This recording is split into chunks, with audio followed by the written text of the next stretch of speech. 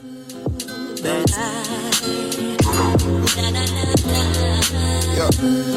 come on, raise your yeah. I keep an eye never deficient with iron. I'm not anemic, my iron raised and the steam comes. Shots fired on demons, say iron raised like a hammer. Crash down on a legion, I'm genius, I'm Iron Man, cause they marvel when I'm defeated. With this competition, I kill off flesh when these competitions. Guided by the Ruach, that's Hakodesh. The Holy Spirit, this music is led. Get it, the iron raised and the steam come. Bullets is lead, so these bullets is lead. There's a destination crazy, I don't even use lead. What that mean? No pencil to the pad, man, it's come from the head. I said it's straight from the head. That's your Husha Hamashiach. Wow, come on. We here one more time. Of course, we have Zakane, Shemuel. Shalom. We have Elder Zachariah. Shalom. The owner of Back to the Roots. Yeah, all that good wine and all that medicine and all that. That's the man right there. Come on. The farming, that's him right there. Of course, we got Moray Hira. Shalom. We got Moray Cohen. Shalom. And we got myself, Moray Kowal. We are here once again. We appreciate the love that we've been getting so far. Shoot. There you go. We appreciate the love we've been getting so far. Also, we have fixed and adjusted our audio on some of our previous podcasts, so please go back and check those out. We had some little audio things. We're learning this, but with y'all support, we're able to grow. Well, This is new for us. This is not something we just doing on the fly. This is something the Most High has given us to do, and man, we count on the privilege to be able to bring our wisdom to you all. So we appreciate all of the people that's watching, listening, subscribing. Man, we love y'all. We appreciate y'all. So today, man, we're gonna talk about a serious topic. We got a serious topic that we want to address, and it deals with the state of our people, right? The state of our men, women, children, the state of the family structure within the so-called black community, or as we call it, the Hebrew community. And we want to address not only the why these things are happening, but what's the solution? You know, what are we doing to fix these things, right? Because one thing that we do a lot, our people, I believe, are very reactive. Right. You know what I'm saying? We like to wait until something happens and then react, instead of being proactive and putting things in place, having things in place, so that if something does occur, this is how we can move. So, for example, one thing that we are very good at doing is marching. We know how to march. Come on. Right? We know how to march. We know how to, get on social media, and let our voice, scream, from the highest social media mountain. You know what I'm saying? If that's the place. We know how to do those things, but one thing we fail at is producing results, right? Producing results, but not only producing results, we have to change what our expectation is, when we march, when we cry out, when we want change, right? So today, we prayerfully we bring solutions. We're not just here bringing a problem. I believe we do have a solution to it, and it's going to take time, and it's going to take us coming together. You know what I'm saying? As a people. When I say that, I mean on these issues that's happening, and we're not just here addressing, police killing our people. That's a real thing. But we also got to talk about our people killing our people. I always say it's two type of KKKs. It's the Ku Klux Klan, and then it's kings killing kings, right? We have to address these all issues abroad, because we'll get Black Lives Matter, they'll come out, and we're going to talk about Black Lives Matter. As soon as a police officer kills a young, black man, Hebrew man, they quick to rally together, march, go forth, and man, that's good. But we not marching over other issues, like for not only just us killing each other, but where's the marching? Because see, if Black Lives Matter to the Black Lives Matter people, we'll address issues that's the root of the issue of us killing each other. Mm-hmm. It ain't just that it's guns in the street, that's an issue. But it's also a lack of fathers in the home. Mm-hmm. It's a lack of strong male figures, showing positivity in our community. You know what I'm saying? Where the gangster is lifted up, but the person working the job is called the land. You know what I'm saying? We have to march for the root of these issues, right? So we want to address that. We want to talk about that. Like I said, I believe we've been on a hamster wheel. When it comes to this, where something that happened, y'all know we'll march. The last big major thing that happened was what's the man that died? Man, his name slipped in my mind. The police put his knee. George Floyd. George Floyd, who's actually originally from Houston area.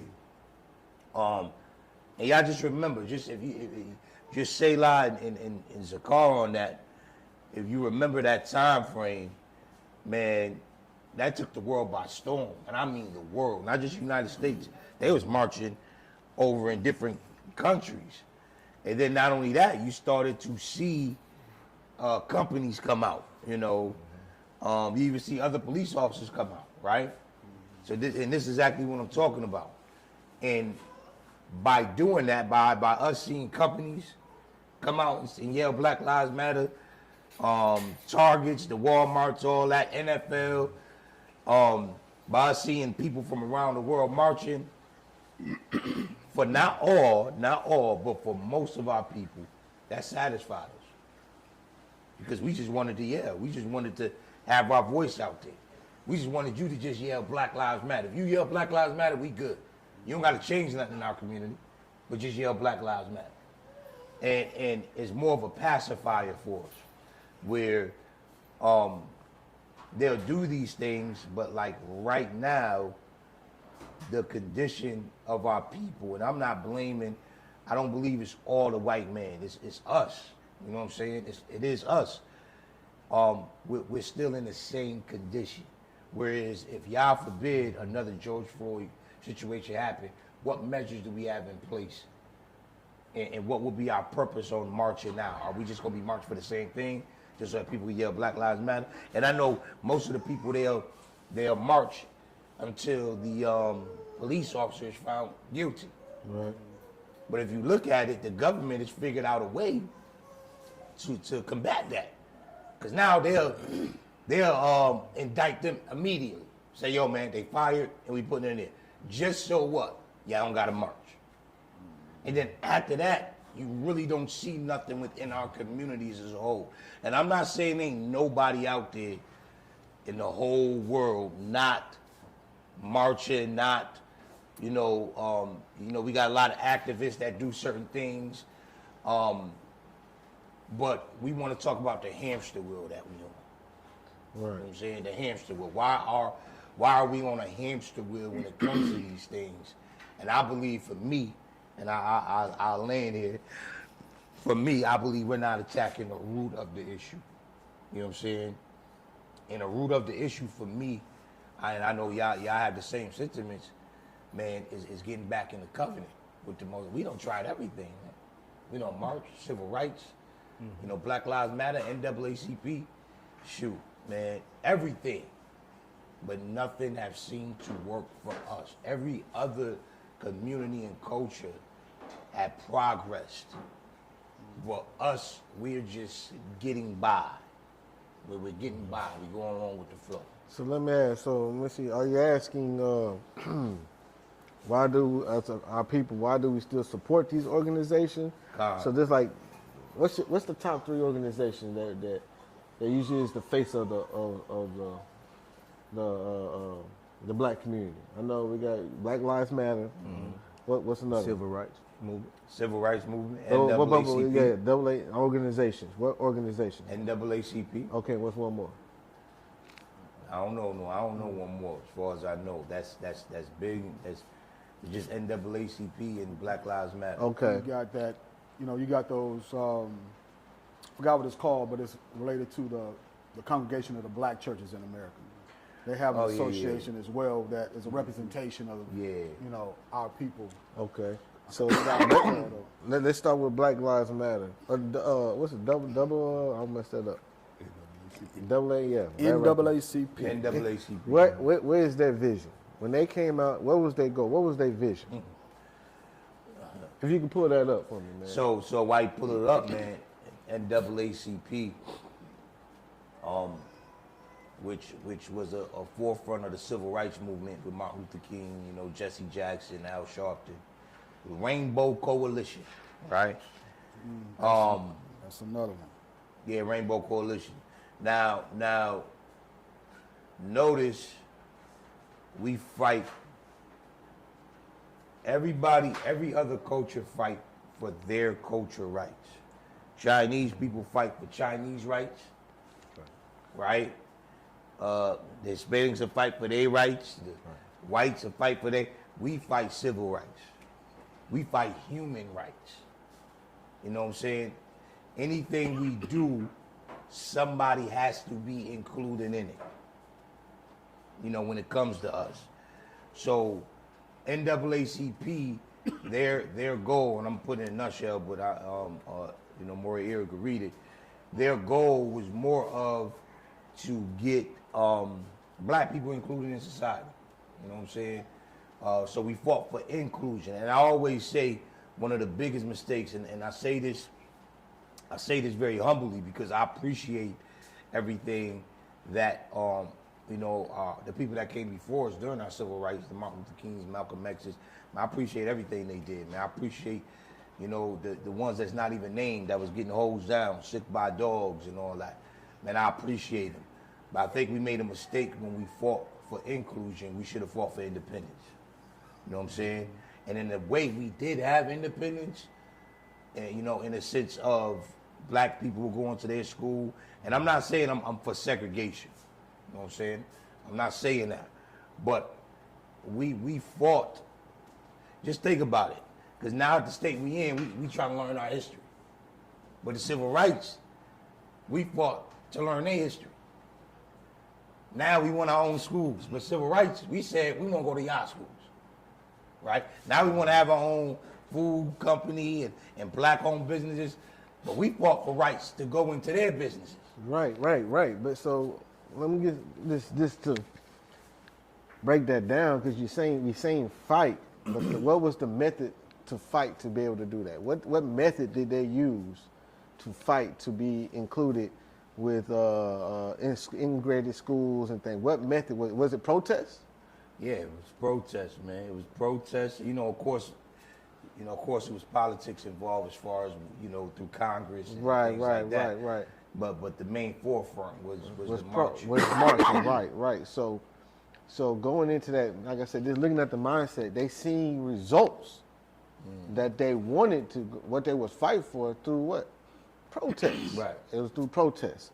So I can see why we thinking that might be the answer for every social injustice that comes about in a community. But like I said, I wanted to hear what they wrote, what they gave, what was their mission, what was their vision. Because like the Bible said, people without vision shall what? Perish, right? So these people say, this is our vision, this is our mission, and this is what we come to complete, or our objective to make fulfill and make happen.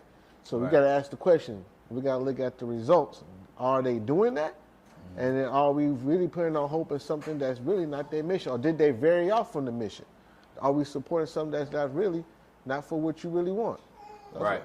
Or was that for that season? Right. You know what I'm saying? So what they got up there? So Mike Wall kind of You know, you kind of actually hit the nail on the head with this one, but the vision of NAACP is, it says that we envision an inclusive community rooted in liberation where all persons can exercise their civil and human rights without discrimination. So that's the vision. That's including everybody. And notice that word inclusion. Right. Everybody. Right? Well, we want to include everybody, but everybody don't include us. You know what I'm saying? So I always say, and I've said this before, we are the office aligned every movement. Right. Right? We block while everybody else score. Right? You never seen a office alignment, as far as I know, get interviewed after a football game. Where if it wasn't for them, the quarterback wouldn't be able to pass, the running back wouldn't be able to run, receiver wouldn't be able to catch the ball because the quarterback got to throw it to them. But they are a very important piece. But they block while everybody else scored. And that's where, when it comes to this country, whenever they want a movement pushed, they'll put a black face on it. And that's what the NAACP did. So just reading that really wasn't directly for us. Never. Now remember, at that time, we the only nation in this country suffering.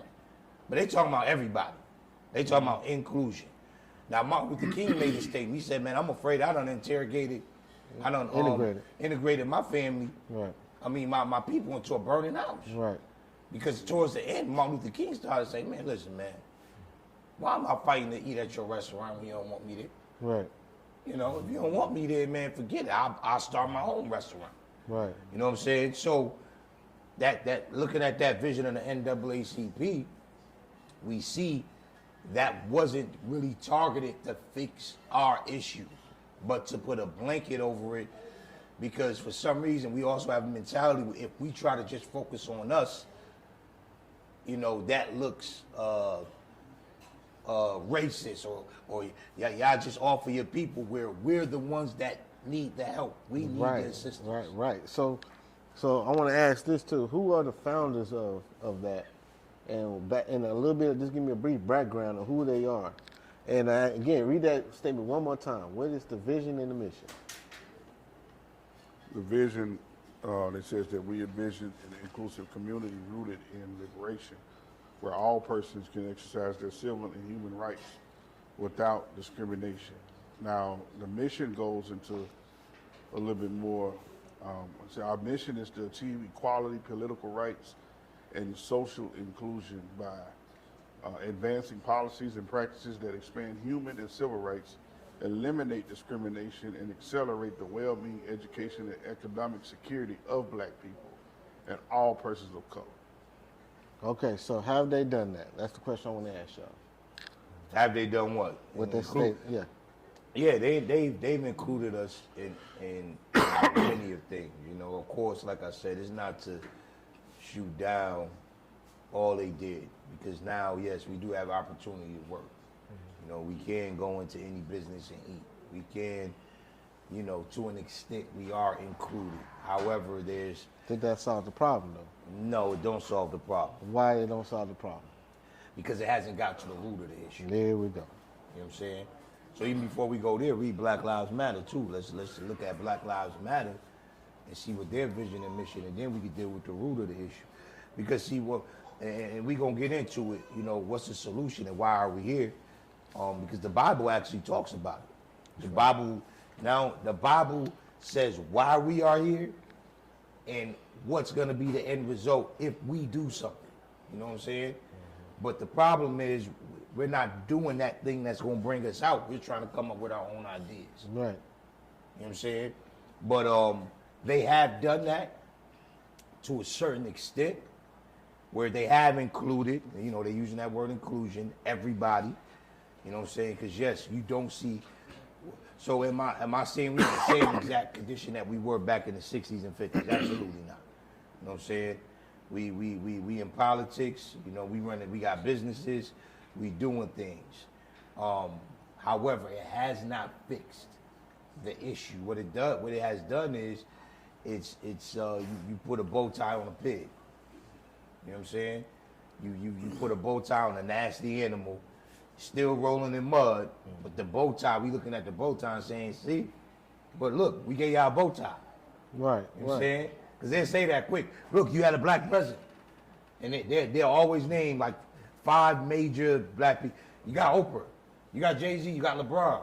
You know what I'm saying? But in these other coaches, we could name hundreds. You know what I'm saying? And like I said, I'm not only putting it on the quote-unquote white man, no, because it's us. Because you look at the Oprahs and the LeBrons and all that, why they ain't bringing their money together to help the community, to assist. And we're not looking for no handout.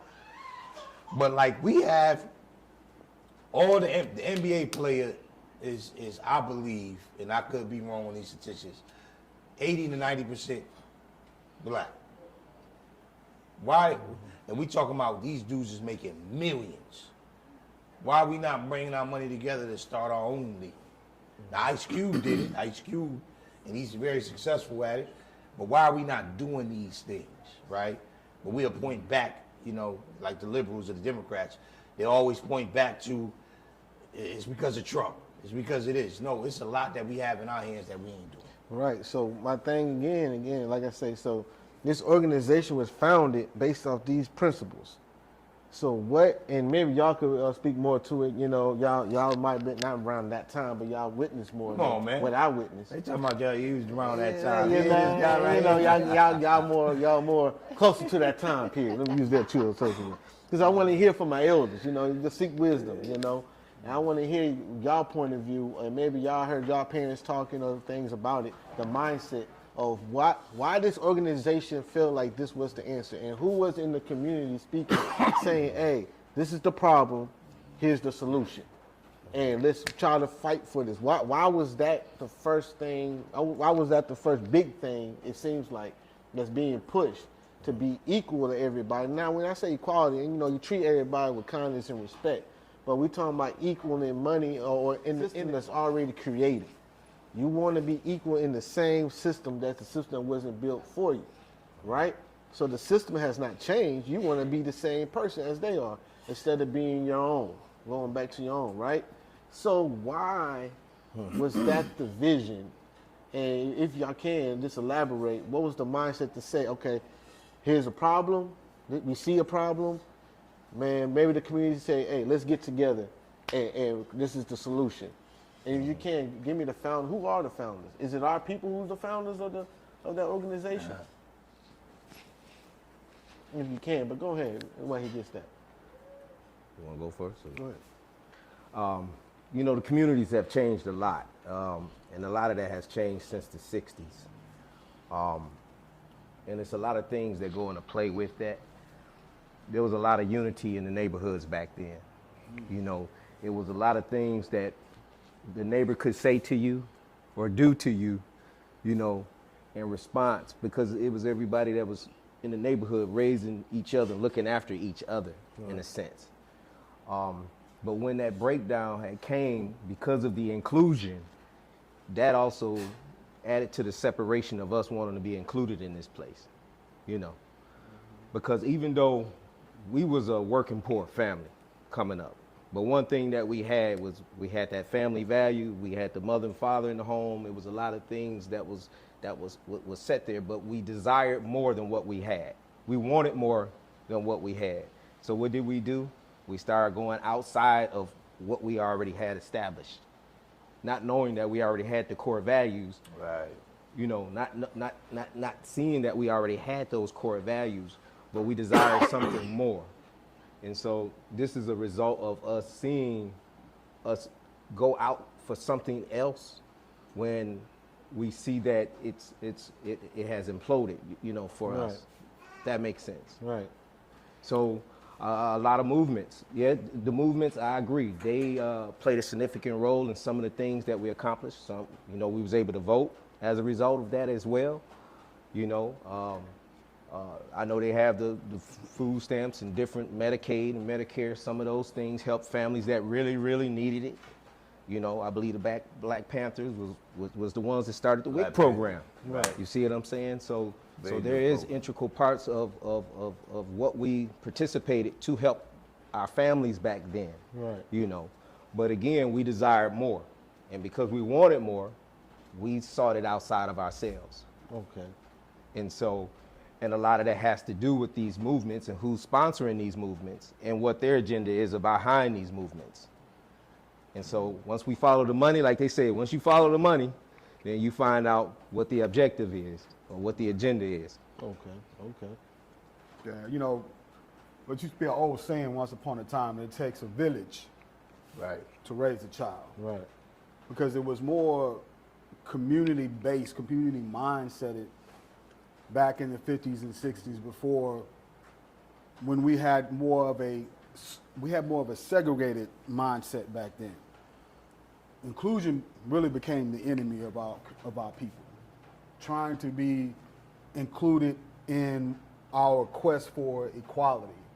Because, yeah, we had a lot of disparity on economic levels, social levels, educational levels, and really it's gotten better to a degree, but at the same time, it's still not to the same level that other nationalities are able to achieve in this country.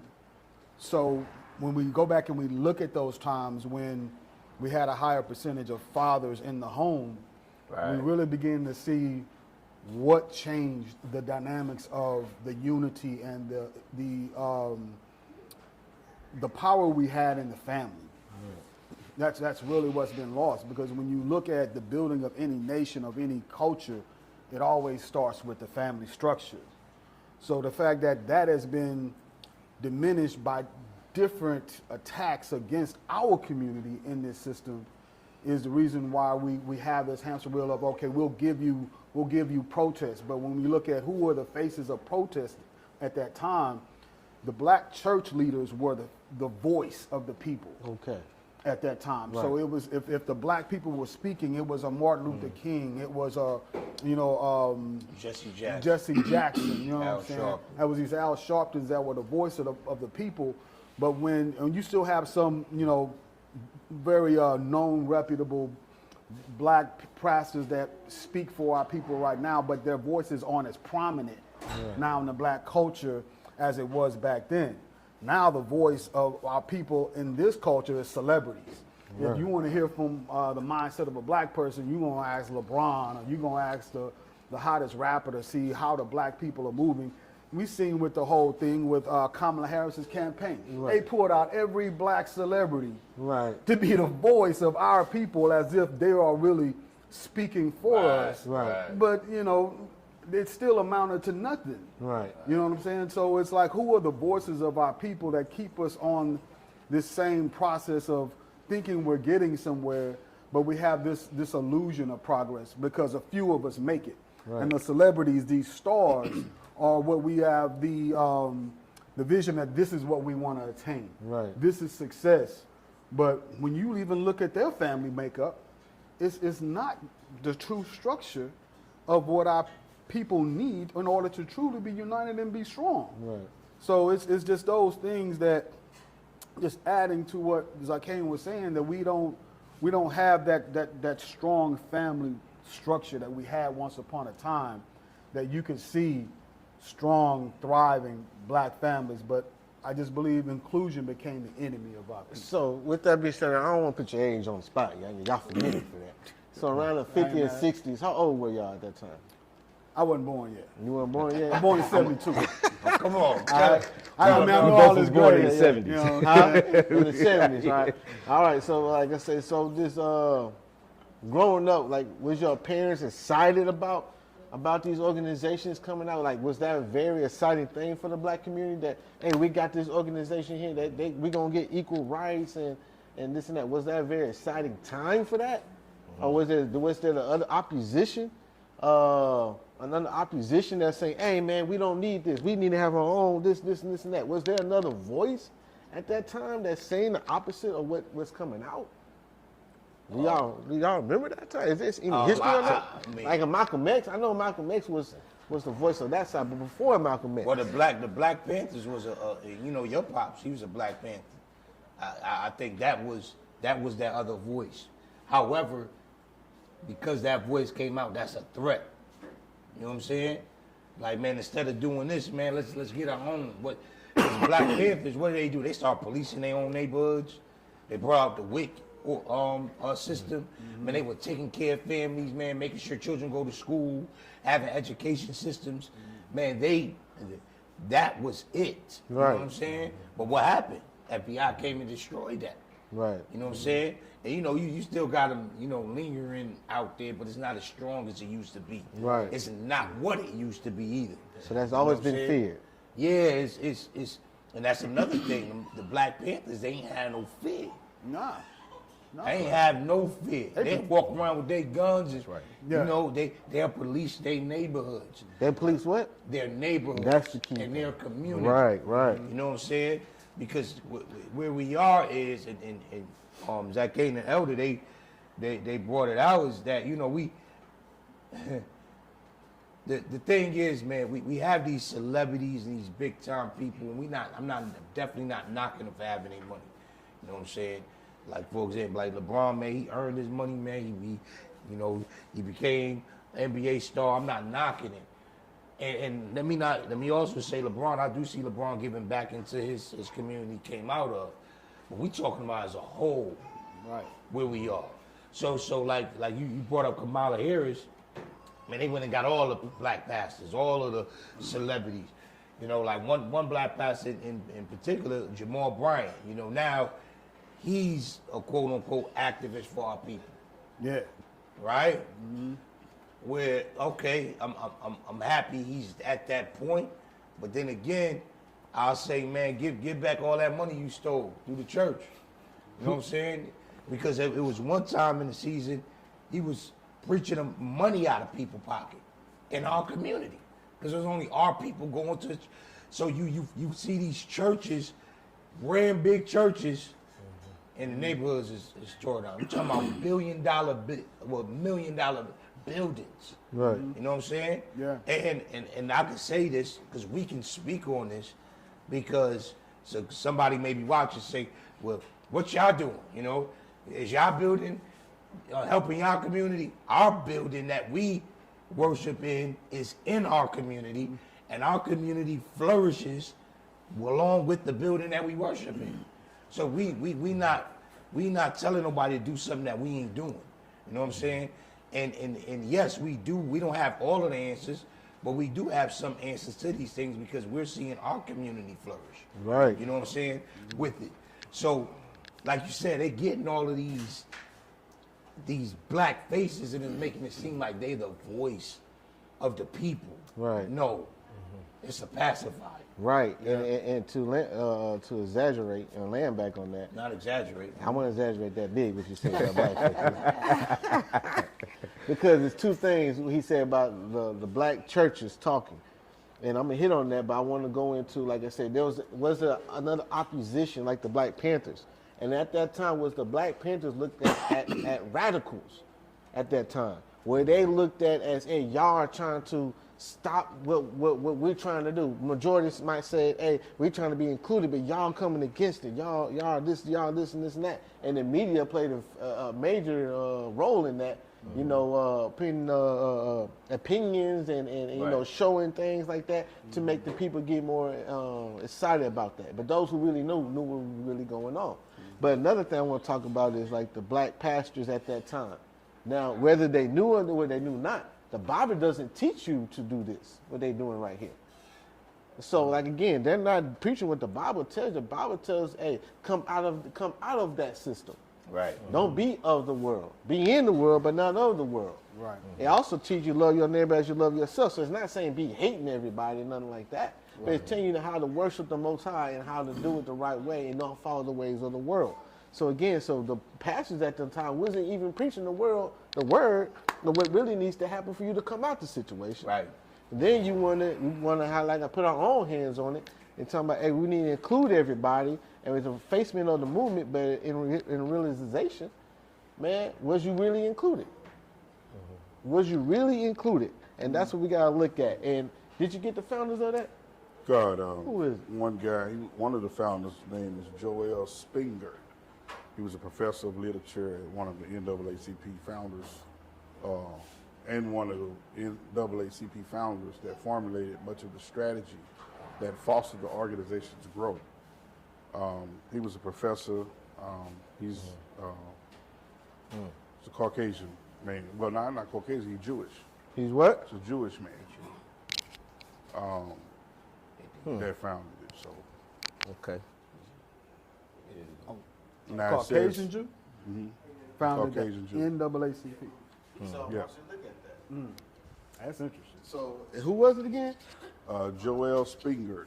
And he's a what? It's a professor of literature at a university, but he's one of the ones NAACP founders that formulated much of the strategy that fostered the organization's growth. He was elected board chairman of the NAACP in 1915 and served as president from 1929 to 1939. Now, writer and diplomat James Weldon Johnson became the association's first black executive secretary When was that? in 1920. So we see that, I'm not saying nothing about the Jewish, but you see another ethnicity coming up with a strategy. Now it's a coincidence now. I'm gonna go on my To help us. Yeah, I'm gonna go on my Kanye spiel for a little bit. Oh, You shit. know. But okay, so who's the head of your media right now? The Jewish people. Who's the head of your music right now? Jewish people. Who's the head of your central banks? Jewish people. But Who the head of this country? Come on. Jewish people. Who say they are Jews, but they are really not Jews? Come on, that's Revelation now. 3 right there. Yeah, come on. So you see a pattern in this, and these people are pointing you to a certain direction and leading you. Man, we can read that Jeremiah, man. Yeah, we go. Let's get that Jeremiah chapter 30 and Jeremiah chapter 50, because in that is going to show why we in the situation we in. We'll read Jeremiah 30 first, and then it's going to show us how we can come out of it. So, we're breaking it with I think it was you. Who just talked about the Jews? Me. Okay. So we're bringing out what you stated with the Jews and what Moray Era read, how they are part of starting the NAACP. I know we didn't bring up the Black Lives Matter who started that, but I know it's some lesbian women who started that and all that. But these Jews run the NAACP. The strategy behind it. They're giving us that, but then they run our hip hop. Right. They run the negative things. They run the poisonous foods that get pushed into our homes. You know, they run I'm not, because I don't want to make it seem like we're putting everything on the Jews. No. But they Let's run speak a facts. lot. Let's speak facts. They run a lot. Right, You know what I'm right. saying? Yeah. So while they have a quote unquote NAACP, we'll get something for the black people, but we'll also poison them over here. You know what I'm saying? And more here, you had something on culture. Yes. So breaking up the fact that Jews run a lot of the things that we are known to be dominate. The things that we're known to associate ourselves with. Are founded or ran by the Jewish people. So I want to ask a question. It's just I'm not saying that this is what it is, but just to provoke thought. So what if all these organizations, we got the mission, we got the vision, we got what's presented in the forefront, but what if the true intent is basically like a covert action, right? And when I mean covert action, I'm gonna let you know what it means. Covert action, also known as covert operations, or secret actions taken by a government or organization to influence events. And what I mean by that is, one thing that we neglect and one thing that's not mentioned or not, I would say, valued as much as other topics when it comes to every movement is black culture, or what is black culture. But black culture is not really dealt with. What's mainly dealt with is what we don't have. Our haves and the haves not. The haves and the have-nots. What we don't have, what we desire, but not really dealing with the culture. What is our culture? And we don't have an established culture as a people. We don't even have an established identity. God. Because guess what? We the only people that identify with 20 different things. We black, we African American, we this, we that, we that. We have a choice on what we call ourselves. Right. So, and not only that, when it comes to culture, we attach ourselves to every type of culture that come out because we don't have a culture. We popular culture, fashion culture, hip hop culture. Everything we do is a culture, right? Right. But who are we as it applies to the culture? That's what's neglected, and I believe that's why we're still on this hamster wheel, because we're not dealing with the core of our issues as a people. What is our culture, right? So, being saying that, what if that's the intent? What if that's the intent? What if the very intent of all the things behind the scenes was to replace our culture? Yeah, I believe that. Was to Or to replace our culture, and what is our culture? Or to forget about our culture. Or to forget about our culture. Because we already know when we came over here, this wasn't the language we were speaking. Right. We already know this is called Caucasian tongue that we speak. Right. The clothes we got on are European clothes. We just know how to dress them up. That's it. Right. Put our labels on them and call them ours. But this wasn't the type of attire that we wore in our culture. Right. The way we eat, the way we see things through a Western mindset. All of that, they have dictated our culture from the beginning. Right. By And breaking us from it. And because society has taught us what to value, when we have these conversations, it's not in the forefront of no movement. What you just said, that's not in the forefront of no movement. It's what we desire. We want to be, and we are laughing stock because we don't have no culture, no foundation. We fight and we protest and we march to be validated or to be seen a certain way, in a certain capacity. But we want them to value us as a life that matters. But then when we look at what is a black life that matters, what matters, and then we bring up what matters, but for example, a black life that matter is, all black lives matter, but what I'm saying is, if black lives matter to you, Come on. if it matters to you, if it matters to me, then let's deal with the culture and the structure of the black family, the black existence as a whole, not, my political position, not my social position, not, all these different positions that we fight for. What is the culture? What is the foundation of our homes, of our families? What are our values? What is black values? What do we value as a people? Do we all value the same thing? Do we have that in common as a people? No. So those things, like dealing with those things, it's a strong neglect of our culture and who we are. But you know why I believe that's so? Because we don't really know. That's what we don't want to deal with. We don't want to deal with the fact that we actually don't know who we are. We don't know what our culture is. We don't know what we're supposed to be doing, right? We fighting for things that actually kill us. Give me an example of that, man. We fight for things that kill us. We fight we fight to be included in certain things that it's not meant for us to be in. It's not meant for us to find success in that because that's actually against, Our culture. Our culture. Right. You know what I'm saying? We're going to get into that, the culture part. But we fight for these things. My other question is, we protesting to be for inclusion. Do we all serve the same God? Right. Man, There you're talking you go. about a lot of stuff right there. Did we all serve the same God? That's another question. That's it. You know what I'm saying? Because guess what? If we all serve the same God, the God. If we say we serve the God of the Bible, the God of the Bible is a God of equity, not equality, but we fight for equal rights. You know what I'm saying? So That's right. we're misinformed when it comes to what we need to be fighting for because the world has told us what to value as a people. Right. Something small, something very small is we was taught to value drinking out of the same water fountain as another nation. Why we value that? You know what I'm saying? Why we, you know what I'm saying? I'm not, and I'm just using that for an example. I know it's deeper than that. Yeah. But I'm just saying, I think the different things that we fought for, in this country's history, like where and when did we find value in the things that we were fighting for? You know what I'm saying? If we didn't go back to who we were, we went to, I want what they have because this is the way I'm gonna survive here. This is the way I'm gonna come up. This is the way we're gonna That's be taken success. care of. This is success. The Right. American dream. Remember that? That's It talks success. an American dream, Right. teaching us what to value. And I believe, and I'm gonna pass it.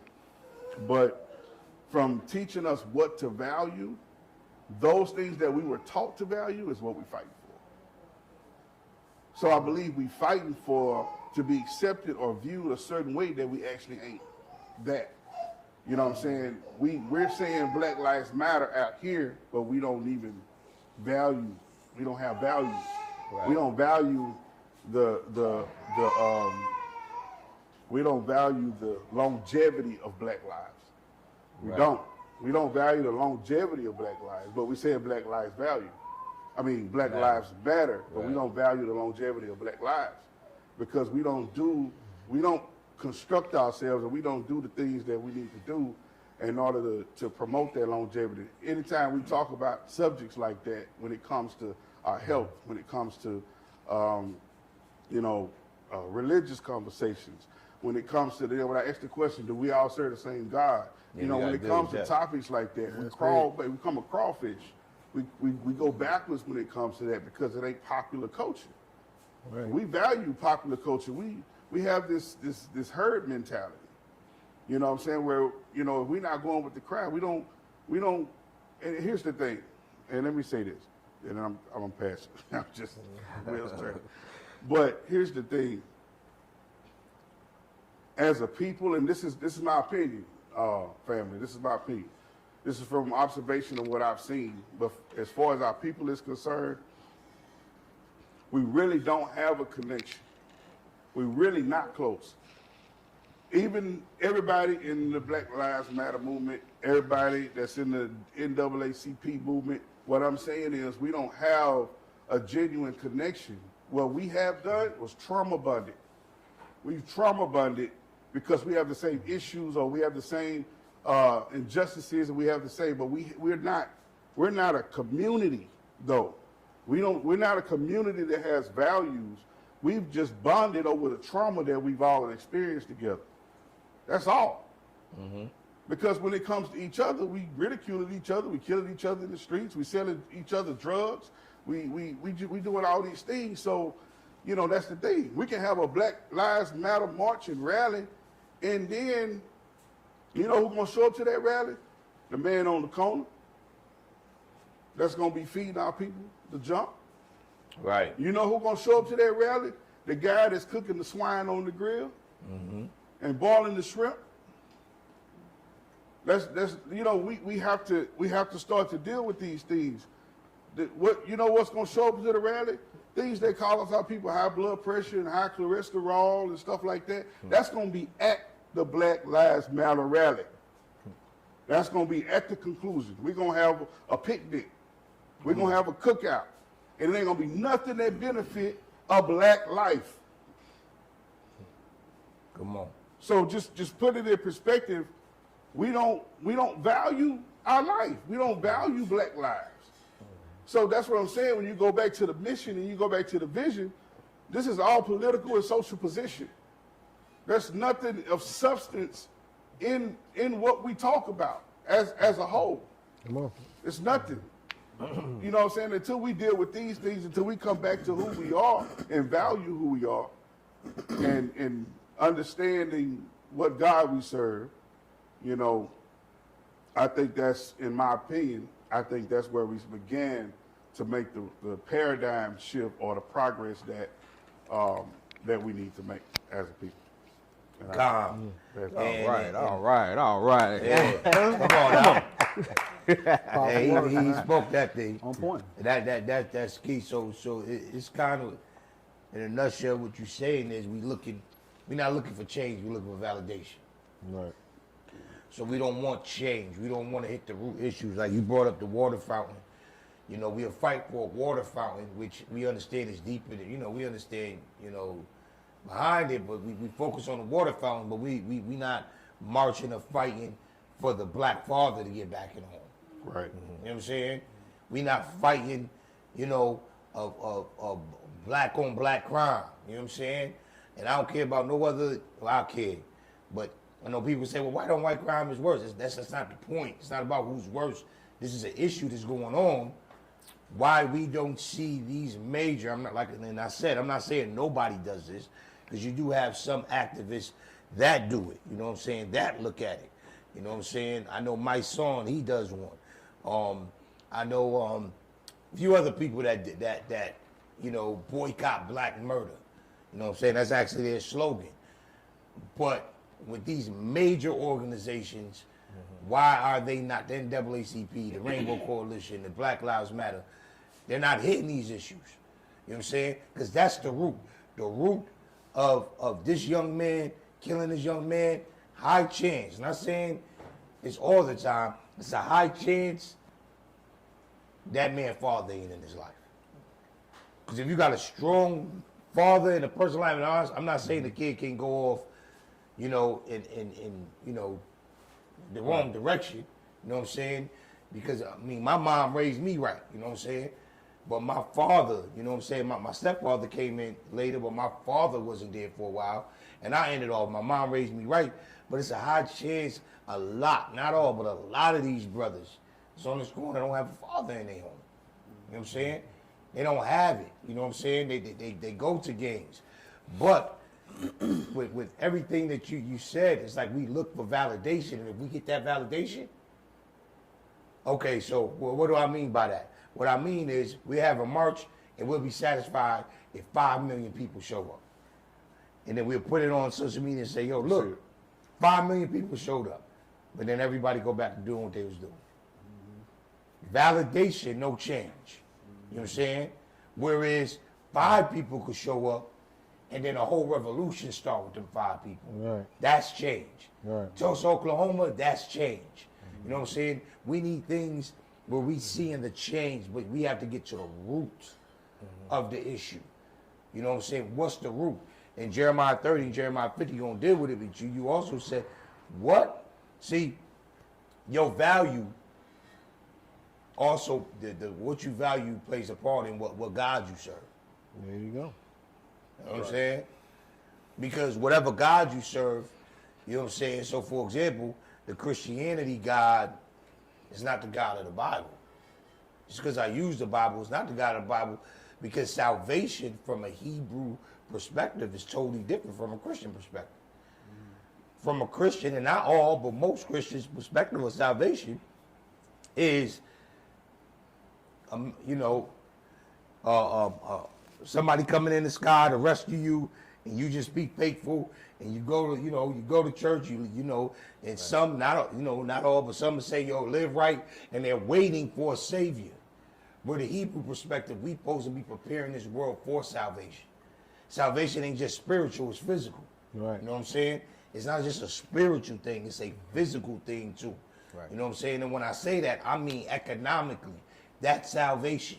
Right. So economics plays a big part in salvation. You know what I'm saying? So also playing a part in what God you serve, because whatever God you serve is going to determine your values. Right. It's going to determine your values big. But let's read Jeremiah 30. Now, I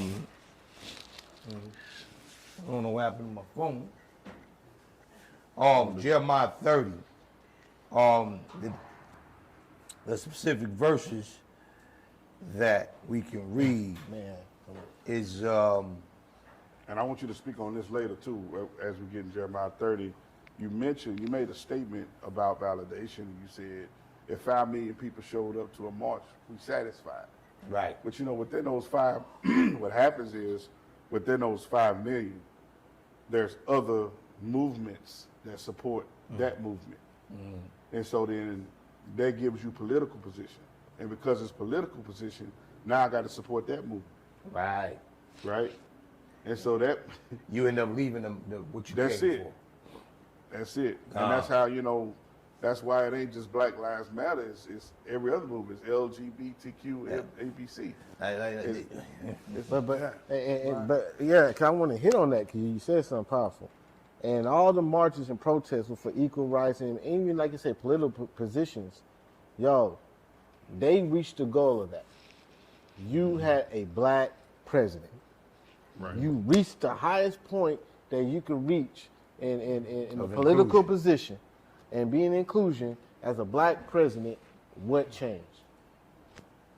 That's what we gotta look at.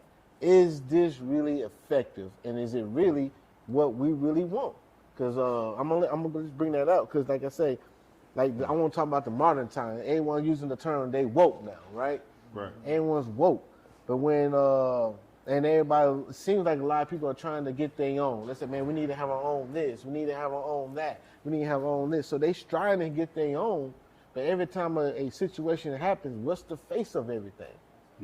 It's Black Lives Matter. It's another organization.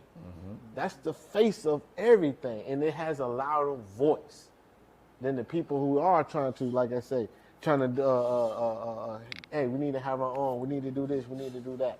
So like I say, it's the systematic, but go ahead and read that, man. I wanted to just expound on that. But when you go into that, one thing you said with Black Lives Matter, man, LGBT, you notice that the LGBT, they added brown and black to their flag. When George? James Floyd. George Floyd situation happened. George Floyd. You know what I'm saying? And then you had a whole movement after the George Floyd of transvestites and wearing the Black Lives Matter and rainbow, and that's what we talking about. You know, by doing that, by adding that to Black Lives Matter, you're killing us. Becomes a part of our culture. It becomes a part of our culture. Right. And what you're doing is you're demasculating men. Yeah. Right. You're not making men men. You're saying men can be feminine. So you're still part of the problem. Right. You're still killing our culture. You're telling our women they could be men. You're telling our men they could be women. This is in Black Lives Matter. It's not in no other fight that no other race is fighting, but it comes into our stuff and it confuses everything. LGBT. So we want to help these people. We want to help the Black lives. We're going to include homosexuality and lesbianism. When that's a major issue. Yeah, it's like saying we wouldn't have Lil Nas X without Black Lives Matter. Right. And to show you how powerful they move on that, it's like even with the Jewish community, right? They fight for their quote unquote rights, right?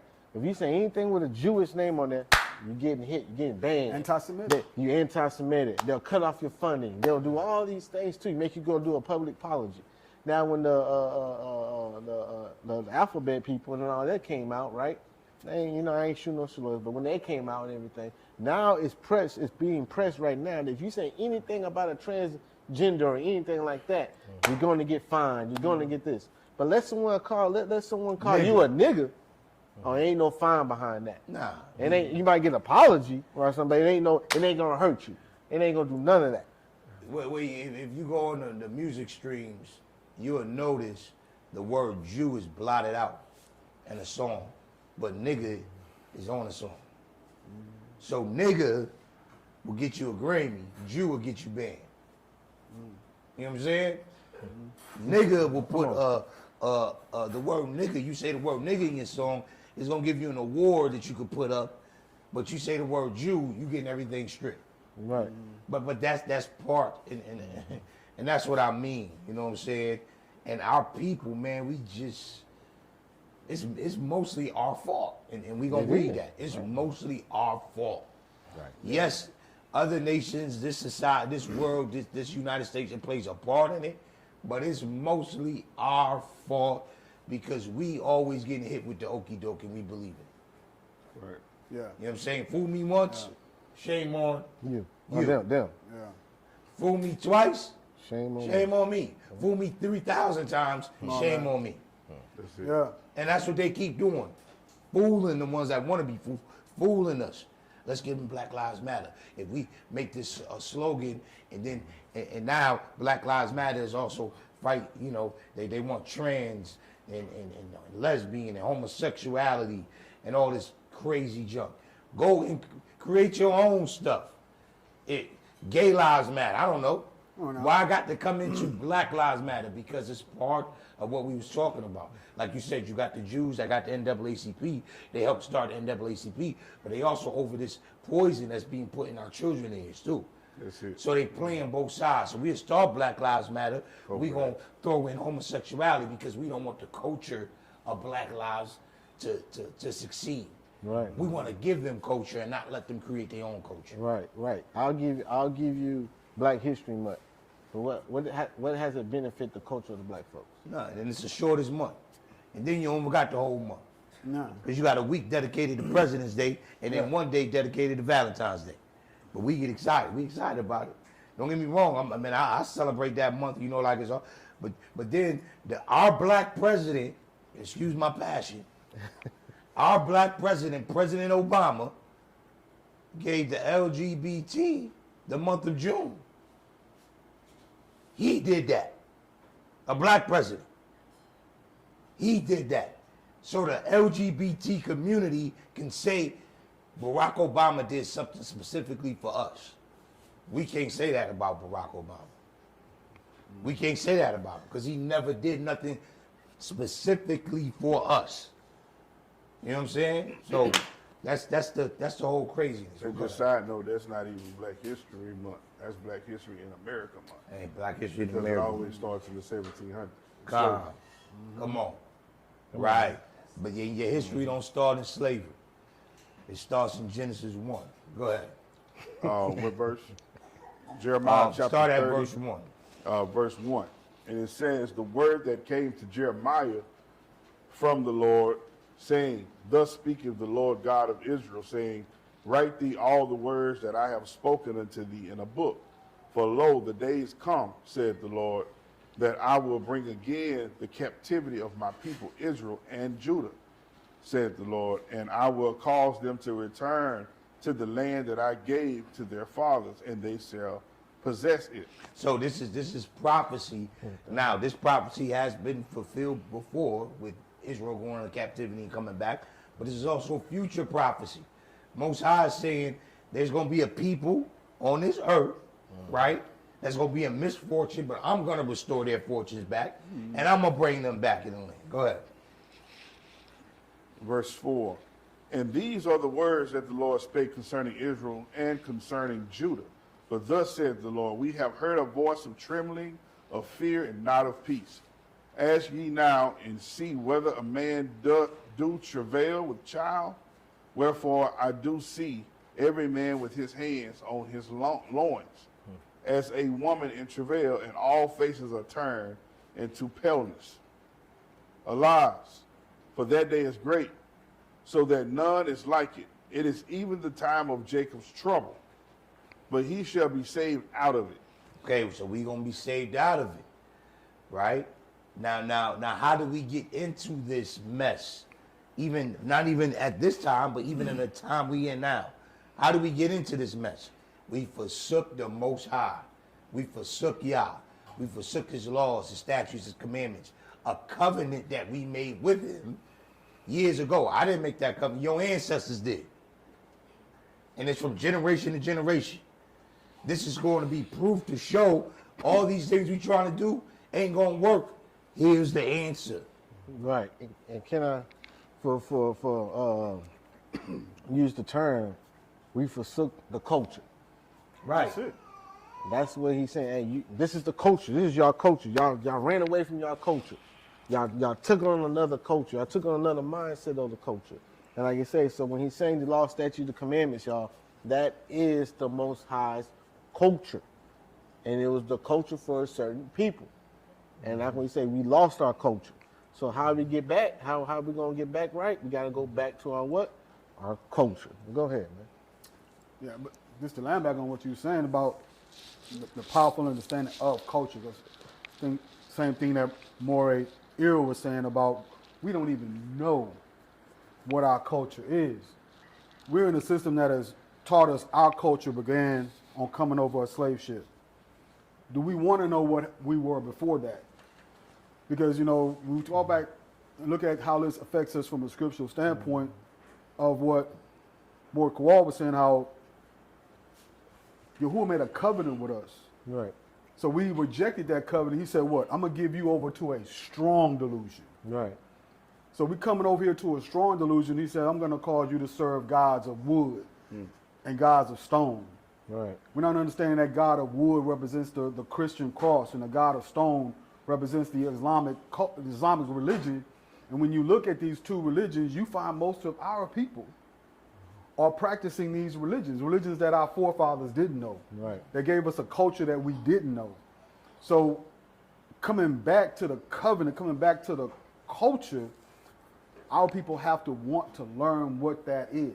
Right. They have to want to come out of that strong delusion and say, yo, when we're talking about a Hebrew culture, do I want to know what that is? Right.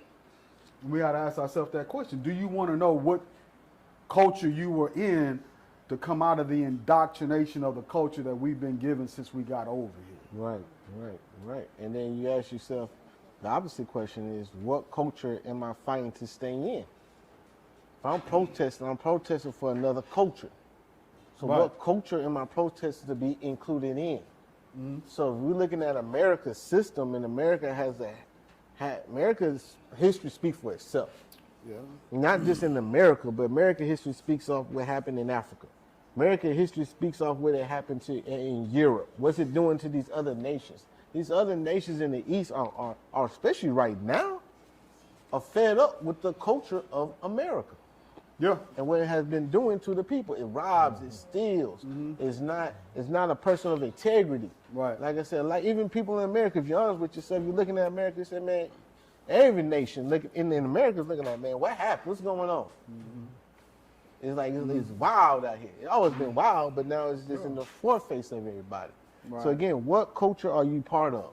And you no matter what you say, well, if I'm atheist, you don't say, well, I don't believe in no God. You're still part of a culture. Right. You serving something. You serving yourself. Right. But what does that self look like? Right. You know. So, but go ahead. I want to just Yeah, start it with was Lee. like, I just want to line back on something he was saying about our people falling for everything. There's an old saying that if you don't believe in something, you'll fall for anything. Right. And because we don't have no substance of a belief in our own culture, we accept whatever culture that becomes popular. Right. Because we don't have no true foundation in our culture, so we are subject to everything. Right. We fall for anything. And we make everything popular just because of who we are. Right. But we don't understand the true essence of who we are and the influence that we have on call to be the salt of the earth. You got people over in Asia and Malaysia rapping. Why? Because we salted the earth with that culture. But it's still not the true essence of who we're supposed to be. Right. So what if that also is part of the covert action? Whereas the reason why, if the Bible is what we call black culture, is this the reason why the slave masters had the Bible in their hands with the intent to devalue black culture or to devalue what it is we called ours? Now we have a product of that where our people, we're referencing the Bible even in this conversation, but our people don't believe this is our book. They believe this is someone else's book. You know, so people that's listening from that perspective, you're not really gonna value what's being talked about because we don't value what the source is, what the resource is that we're using. But in my opinion, that was part of the covert action. That was part of them wanting to devalue this because now we don't look at this as a culture. We look at this as religion. And it's a difference between religion and culture. You know, man. So this is our culture. It tells us who we are, what we to do, and where we're going, where we're being, and you know, it tells us all of that in between. But if we don't value this as such, then that's another reason why it's going to be a challenge to impact change or to impact real cultural change to where we can actually come back to who we are. Because we have been taught to devalue this and we have been given what to value. They give us everything else than what we need to value. And then we use this book, and for example, if we use this book, just like any other culture use this book, and create narratives, and like we do today, everybody create a narrative from the same source. And we do the same thing with the Bible. The Bible got different narratives, different doctrines, all of these things. But looking at it from a cultural perspective, it changes the game as it applies to our culture. So I just wanted to throw that out there. Yeah, you're on point, because the scriptures is the root of our culture, like Maury Cohen was saying. Right. The law, statutes, and the commandments, that is the foundation of our culture, but it was ripped from us and then reintroduced to us as a religion. Right. Under a structure of control, Right. to get us to function in a certain manner that would serve the will of our oppressors. Right. And so what you're saying is it's almost kind of like they gave us a pair of glasses. So it's our culture, but when they finally did give it to us, when we finally did learn how to read, they gave us their perspective on how to approach this. Right. So they gave us like these pair of glasses, and what we complain when we say the Bible's a white man book, or we have an issue with the Bible, what we really saying is something wrong with these glasses. Right.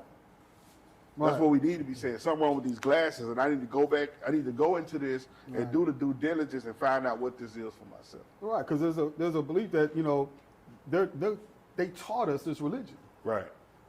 But when you look at the whole scope of it, somebody that don't treat you right ain't gonna teach you right. Right. So we done learned from Say that again. a person that don't treat you right. Right. They ain't gonna teach you right. Right. And that's where we at. Hallelujah. Go ahead. Keep reading. I want to get to. All right. We had Jeremiah chapter 30, verse 8. For it shall come to pass in that day, says the Lord of hosts, that I will break his yoke from off thy neck, and will burst thy bonds, and strangers shall no more serve themselves of him. But they shall serve the Lord their God, and David their king, whom I will raise up unto them.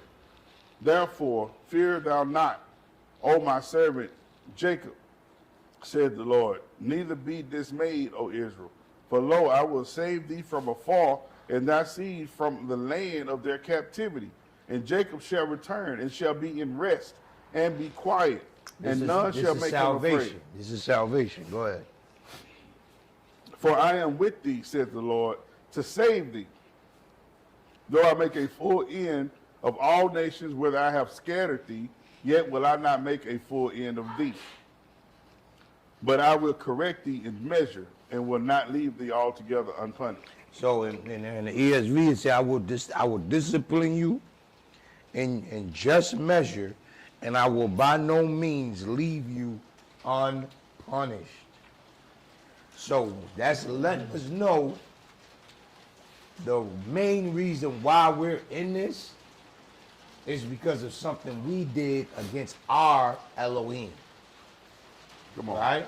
That's right. Against our Elohim. We broke this covenant, and this is a small print that say, if you don't do this, these things gonna happen. You're gonna go into captivity. Right? You're gonna be treated low. You're gonna be the tail and not the head. Right? Other nations are gonna be above you. He just said, I'm gonna judge these nations, but I can't let you go unpunished. So I'm gonna allow these things to happen. But check out what he said. Go ahead. Verse 12. Jeremiah chapter 30, verse 12, and I'm gonna read from the ESV for the rest of it. For thus says the Lord, your hurt is incurable, and your wound is grievous. So right where he did. Where we at? Come on. He said your hurt is incurable. Ain't that what we talking about? We talking about a condition that we in today's world that we can't seem to fix. Yeah. As a whole. Right. We can't seem to change. We can't seem to, find a solution to it. He said your hurt is incurable and your wound is grievous. Come on, man. Go ahead. There is none to uphold your cause, no medicine for your wound, no healing for you. Go ahead. All your lovers have forgotten you.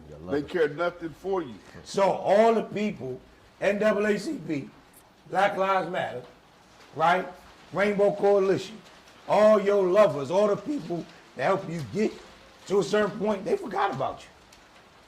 Now they want all people. Now they want inclusion. Now they want LGBT. They forgot. He said, all your lovers have forgotten about you. They care nothing for you. Go ahead. I'm going to let you keep it. Go ahead.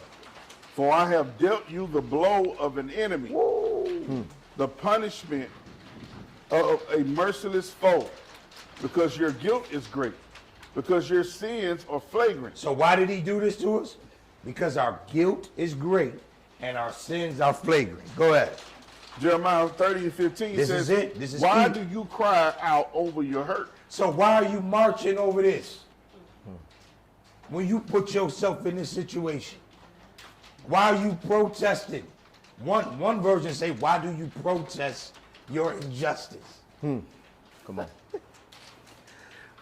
There's a version that say, why do you protest your injustice when it's your fault why you're here? Go ahead. That's powerful. Why do you protest your injustice? So, look, he said, why do you cry out or protest over your injustice? Man. Your pain is incurable because your guilt is great, because your sins are flagrant. I, Yah, have done these things to you. Come on. So the reason why he's saying your wound is incurable, ain't no organization, ain't no man on this earth. Martin Luther King couldn't do it. Malcolm X couldn't do it. Marcus Garvey couldn't do it. And we thankful for what they did, but they couldn't even rescue us fully, because this is a wound that the Most High gave us because of our sins, our guilt towards him. Therefore, all who devour you shall be devoured. So this is the Most High saying, I'm going to pay them back. But I got to let you suffer a little bit, man. He's just. He's just. I'm going to pay them people back for what they did to you. But I got to give y'all this, right? Therefore, all who devour you shall be devoured, and all your foes, every one of them, shall go into captivity. Those who plunder you shall be plundered, and all who prey on you, I will make prey. Verse 17. Go ahead. Read verse 17. For I will restore health to you. Ooh. Wait right there. I know I keep stopping. He just said we had a wound that's incurable. Come on, man. Right. But then now he's saying, I'm going to restore health. Well, why we ain't getting restorations? We ain't never getting restorations. Reparations. We ain't never getting reparations. Ever. The Most High is our reparations. Because he said, I gave you this wound and I'm going to restore health. Go ahead.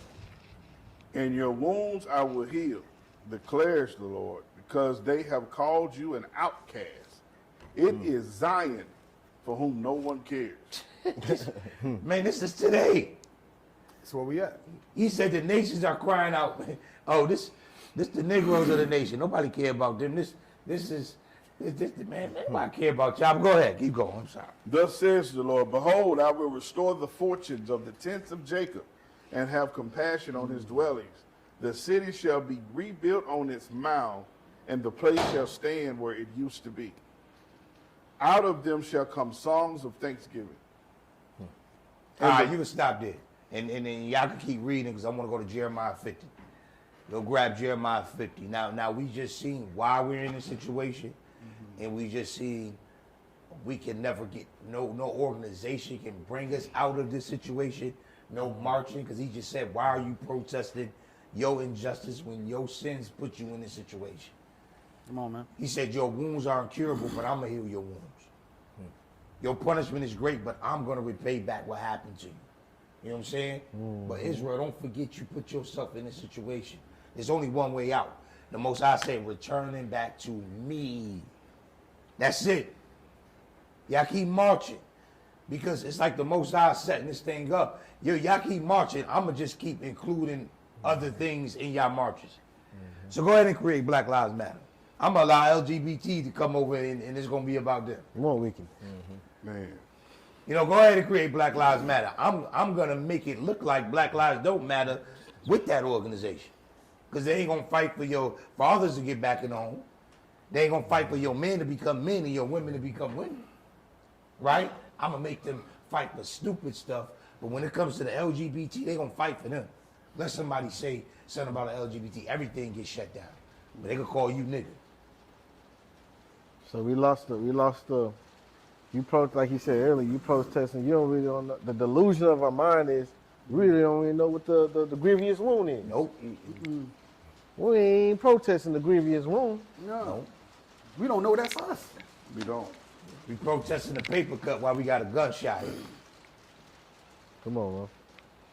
Go ahead, Jeremiah 50. Let me see. We ain't gonna read the whole thing, but let me see what verses. Man, that's powerful, man. Let's read. Let's start at verse. So, man, while you get it, man. So Moses protests. What was Moses' Start at verse protest, 4. man? Moses. What was his protest? Moses, come on now.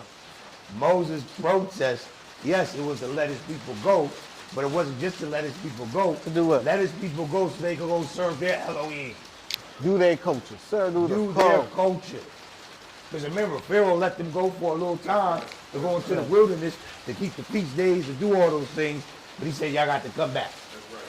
Moses fought to be able to live out their culture. That's it. But, Their God. but we're fighting. Here's the problem.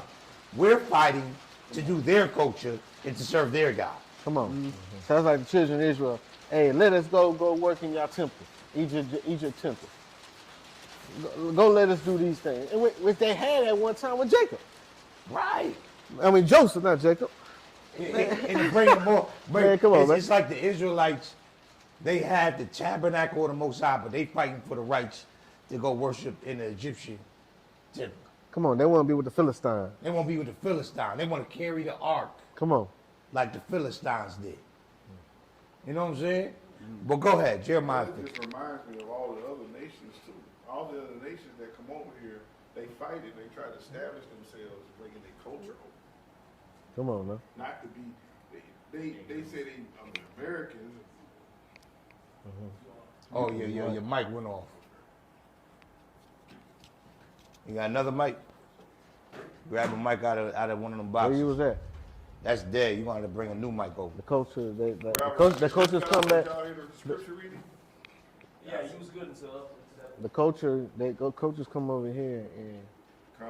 yeah, that's Yeah, his mic dead. Right. I mean, Yeah, that's the difference between us and every other nation over here. They brought their culture with them and established their culture in this country. We came over here with no knowledge. And it even made us change our names when we came over here. And our names were attached to our culture. Our names were attached to Good. the God that we serve. Era Testing, good? testing, Good. testing, testing. All right, go ahead, pick up where you left off. You remember where you left off? So that goes back to like the other cultures, the other nations. When they come over here, they don't. I mean, I'm not saying that we just chose to come. That's not what I'm saying. But what I'm saying is that's another subject. But what I'm saying is the people that come over here willingly, like they have the Asian community, you have the all these different communities. They bring in their culture. Even the African community come over and they bring their culture with them, not just to become be a part of their country. They come, they work, they do what they need to do, but the intention is to bring the culture. They never lose the culture. Right. Is what I'm saying. So I just wanted to mention that, as a side note, too. But Jeremiah chapter 50 and 4. Yeah. And it says, in those days and in that time, declares the Lord, the people of Israel and the people of Judah shall come together, weeping as they come.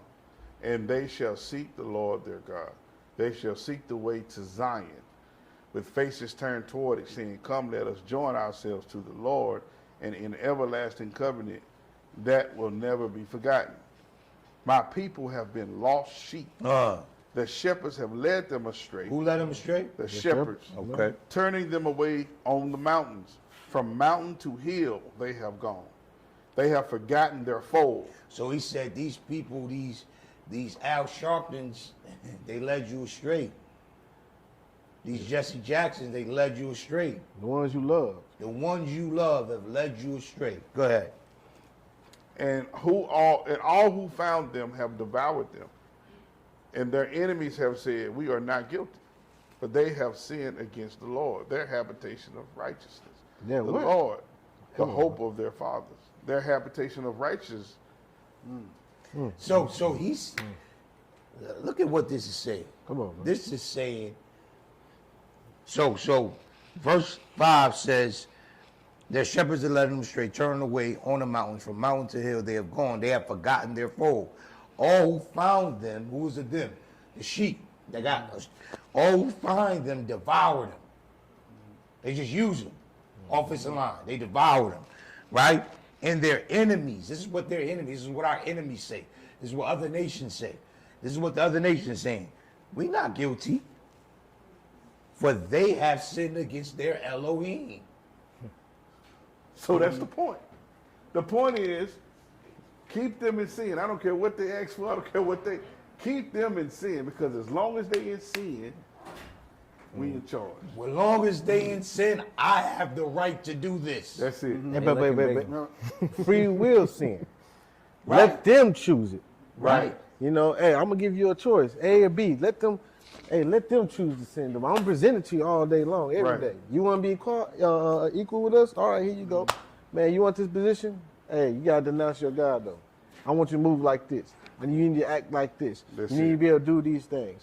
Boom. And we don't know when we ask for equality, we are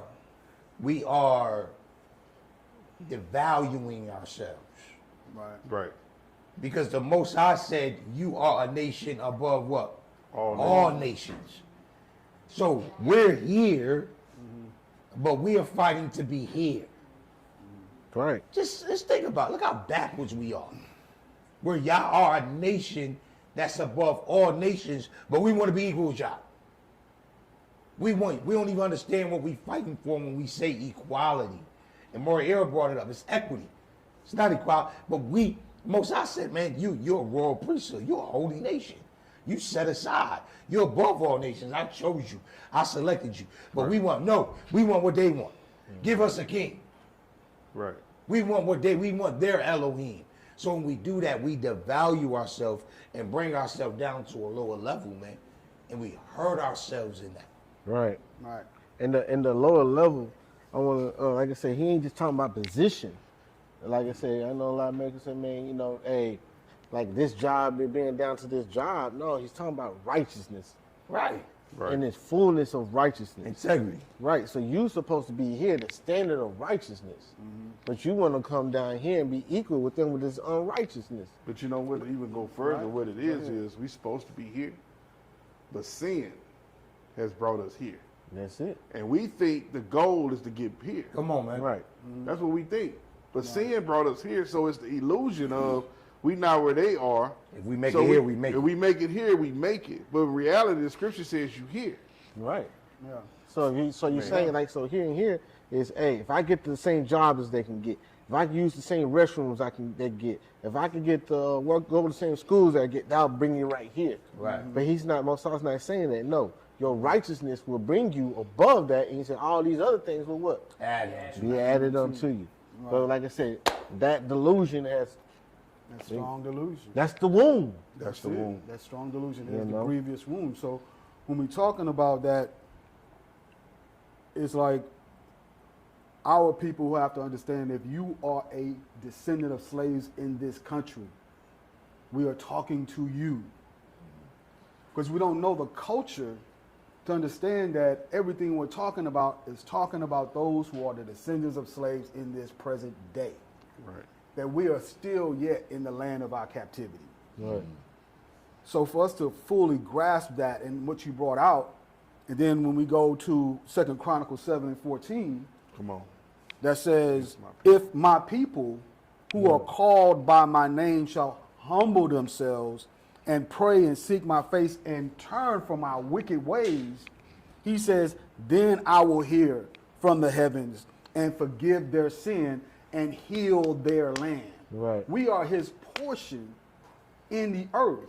We are his nation, but we have to understand That is the foundation of our culture.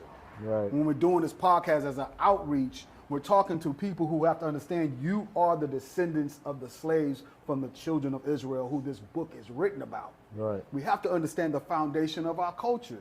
We can't relate this as we're talking to this is Christianity, because that's the only form of understanding of scriptures that our people know. But we've got to understand that we are called to be above the other nations, and us being here, our goal when the Most High, the Bible sent us here, was to bring the other nations up here. Right. Through us. And we out of order right now. Right. So like you're saying, it ain't just seeking, like I say, just, hey, we want to have our own businesses. We want to have our own, like I said, we doing these things, have our own community. No, you got to have the righteousness above all of that to be in it, to be able to go to that next level that we're talking about. Black Wall Street, they had that. What happened? You were still in the midst of your enemies. You know, you were still doing things of your enemies. I'm pretty sure they had a swine shop at Black Wall Street. Come on now. I'm pretty sure they was Selling crabs. Right. You know, they was doing the things that are evil to the Most High. And also, this is giving another perspective. Like I say, the enemy to the Most High is not of a person. It's of your sin or not. That's it. So you say, when I sing you to another nation and you're to your enemy, what's an enemy to the Most High? Those who dwell in what? Sin. So like I said, this other nation can be for you. This other nation can be part of what? Your nation, but they have to come into what? Righteousness. Right. So like I said, righteousness is the goal. You need to protest for righteousness. Right. You need to like I say, so what's righteousness? Hey, brothers killing brothers over some shoes, over a dice game or whatnot, over this, because the emotional man, that's unrighteous. Right. So you need to protest that. Right. Hey, stop doing this. You need to understand what's your culture, what's your value, my brother. Gotta You understand. know? Gotta understand. Hey, I want to have the same job as excuse me if your name John, as John Smith. John Smith. Come on now. That's a temporary fix. And you got more money, but at what cost? Even when you look at the success of what our black men think success is, Right. they can reach a level of financial accomplishment. When you look at not all celebrities, but when you look at a lot of celebrities, some of them think that that level of advancement is to get one of their women, and that they've achieved something by being able to have the status of saying, I can have one of your women, so I can live on a successful level.